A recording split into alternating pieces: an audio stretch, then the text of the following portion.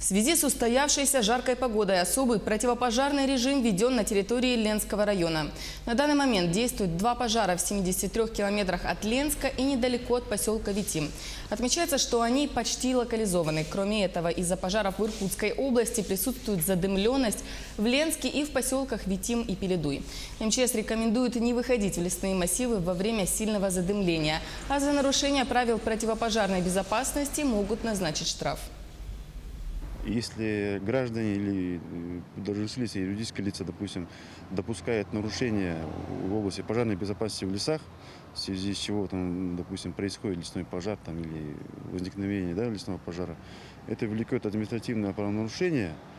Ну, смотря от ущерба, конечно, но административное наказание удваивается. То есть, если на гражданина был штраф в 2000 рублей, в особый противопожарный период, режимный период, 4000 рублей становится.